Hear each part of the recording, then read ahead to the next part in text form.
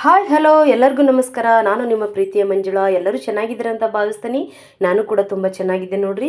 ಇವತ್ತು ನೋಡಿ ಫ್ರೆಂಡ್ಸ್, ಮೊಟ್ಟೆ ಸಾಂಬಾರನ್ನು ಮಾಡುವ ಒಂದು ರೆಸಿಪಿಯನ್ನು ನಿಮ್ಮ ಜೊತೆಗೆ ಶೇರ್ ಮಾಡ್ಕೊತಾನೆ ಫ್ರೆಂಡ್ಸ್. ಬನ್ನಿ ಹಾಗಾದ್ರೆ ಆ ಒಂದು ಮೊಟ್ಟೆ ಸಾಂಬಾರನ್ನು ಈಸಿಯಾಗಿ ನಾವು ಯಾವ ರೀತಿ ಮಾಡ್ಕೋಬೋದು ಅಂತ ಹೇಳಿ ತೋರಿಸ್ಕೊಡ್ತೀನಿ. ಅದಕ್ಕಿಂತ ಮುಂಚೆ ನನ್ನ ಚಾನಲ್ಗೆ ಸಬ್ಸ್ಕ್ರೈಬ್ ಆಗಿಲ್ಲ ಅಂದರೆ ದಯವಿಟ್ಟು ಸಬ್ಸ್ಕ್ರೈಬ್ ಆಗ್ರಿ. ನಾನಿಲ್ಲಿ ಮೊಟ್ಟೆ ಸಾರು ಮಾಡೋಕೆ 5 ಮೊಟ್ಟೆ ತೊಗೊಂಡೇನ್ರಿ. ಇದಕ್ಕೆ ಹಸಿ ಕೊಬ್ಬರಿ, ಬೆಳ್ಳುಳ್ಳಿ, ಟೊಮೆಟೊ, ಈರುಳ್ಳಿಯನ್ನು ಹುರ್ಕೊಂಡನಿ. ಆನಂತರ ಸ್ವಲ್ಪ ಕೊತ್ತಂಬರಿ ತೊಗೊಂಡನ್ರಿ. ಆನಂತರ ಒಂದಿಷ್ಟು ಧನಿಯಾ, ಆಮೇಲೆ ಏಲಕ್ಕಿ ಕಾಯಿ, ಲವಂಗ, ಕಸಕಸಿ ತೊಗೊಂಡಿನಿ. ಇವಾಗ ಇದಕ್ಕೆ ಸ್ವಲ್ಪ ಉಪ್ಪನ್ನು ಹಾಕಿಬಿಟ್ಟು ನಾನು ಸಣ್ಣಗೆ ರುಬ್ಕೊಂಬರ್ತೇನೆ ರೀ. ಇದನ್ನ ರುಬ್ಕೊಂಬಂದ್ಮ್ಯಾಕೆ ಏನು ಮಾಡ್ಬೇಕಂದ್ರೆ ಒಂದು ಪಾತ್ರೆಗೆ ಎಣ್ಣೆ ಕಾಯ್ಲಿಕ್ಕೆ ಇಡಬೇಕ್ರಿ. ಎಣ್ಣೆ ಕಾದಾದ ನಂತರ ಇದಕ್ಕೆ ಸ್ವಲ್ಪ ಅಚ್ಚ ಖಾರದ ಪುಡಿ ಮತ್ತು ಅರಿಶಿನ ಎಣ್ಣೆ ಒಳಗೆ ಹಾಕೋಬೇಕ್ರಿ. ಯಾಕಂದ್ರೆ ತುಂಬ ಟೇಸ್ಟ್ ಬರ್ತೈತೆ ರೀ, ಕಲರು ಕೂಡ ತುಂಬ ಚೆನ್ನಾಗಿ ಕಾಣ್ತೈತೆ ರೀ. ಹಾಗಾಗಿ ನಾನು ಎಣ್ಣೆ ಒಳಗೆ ಅಚ್ಚ ಖಾರದ ಪುಡಿ ಮತ್ತು ಅರಿಶಿನ ಹಾಕ್ಕೊಂಡೇನಿ ರೀ. ಆನಂತರ ಏನು ರುಬ್ಬಿ ಇಟ್ಕೊಂಡಿದ್ನಲ್ರಿ ಮಸಾಲಿನ, ಆ ಮಸಾಲೆನ ಹಾಕ್ಕೋಬೇಕ್ರಿ. ತುಂಬ ಈಸಿ ರೀ ಇದು. ಆಮೇಲೆ ಜಲ್ದಿನೂ ಕೂಡ ಆಗ್ತೈತಿ. ಇದು ಟೈಮು ಕೂಡ ತುಂಬ ಉಳಿತಾಯ ಆಗ್ತೈತಿ.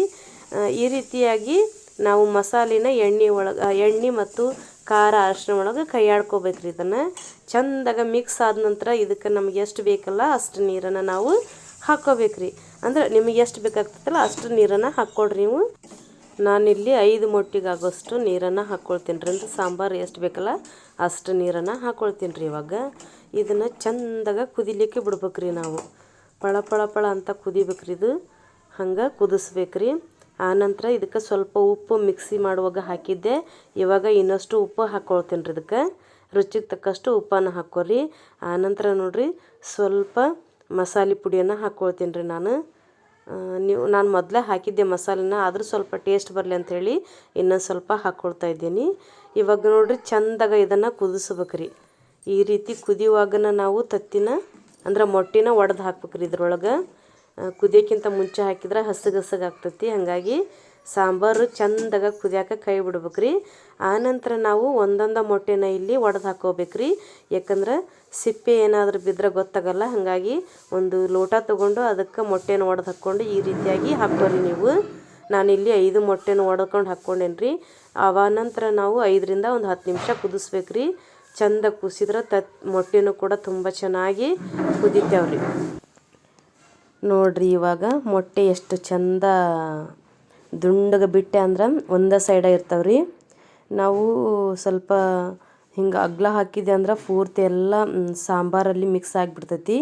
ಹಾಗಾಗಿ ಒಂದು ಲೋಟ ಕೊಡ್ದು ಹಾಕಿದ್ರೆ ದುಂಡಗೆ ನಾವು ಹೆಂಗೆ ಬಿಟ್ಟಿರ್ತೇವಲ್ಲ ಹಾಗೆ ಬರ್ತೈತ್ರಿ ಮೊಟ್ಟೆ. ನೋಡಿದ್ರಲ್ಲ ಫ್ರೆಂಡ್ಸ, ಮೊಟ್ಟೆ ಸಾಂಬಾರನ್ನು ಯಾವ ರೀತಿ ಮಾಡೋದಂತ ಹೇಳಿ ನೀವು ಕೂಡ ಒಂದ್ಸರಿ ಟ್ರೈ ಮಾಡಿರಿ. ಇವಾಗ ನೋಡಿರಿ ಮೊಟ್ಟೆ ಸಾಂಬಾರು ರೆಡಿ ಆಯಿತು.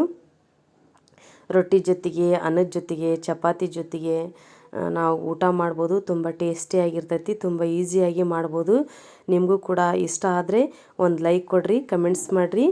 ಹಂಗೆ ನನ್ನ ಚಾನಲ್ಗೆ ಸಬ್ಸ್ಕ್ರೈಬ್ ಆಗ್ರಿ ಅಂತ ಹೇಳ್ತಾ ಇವತ್ತಿನ ವಿಡಿಯೋನ ಮುಗಿಸ್ತೀನಿ. ಮತ್ತೆ ಹೊಸ ರೆಸಿಪಿ ಜೊತೆಗೆ ಮತ್ತೆ ಬರ್ತೀನಿ ಅಂತ ಹೇಳ್ತಾ ಈ ವಿಡಿಯೋನ ವೀಕ್ಷಿಸಿದಂಥ ತಮಗೆಲ್ಲರಿಗೂ ಹೃದಯಪೂರ್ವಕವಾದ ಧನ್ಯವಾದಗಳು.